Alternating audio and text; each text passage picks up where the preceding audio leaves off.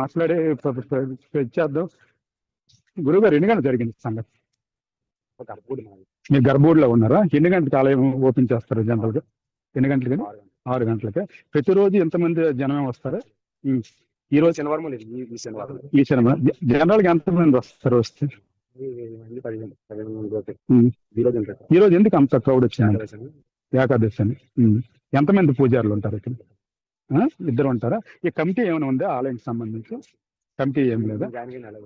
నెల అయిందా? ఈ జీతాలు గట్ట ఎవరిస్తారా మీకు? పెద్ద ఆయన ఇస్తారు జీతాలు గట్ట. ఓకే. గతంలో ఏమైనా ఇప్పుడు ఈ సంఘటన జరిగిన పోలీసులు ఏమైనా వచ్చారా ఇక్కడికి? పోలీసులు ఏమైనా వచ్చారండి మీకు సెక్యూరిటీ ఇవ్వడానికి? లేదా?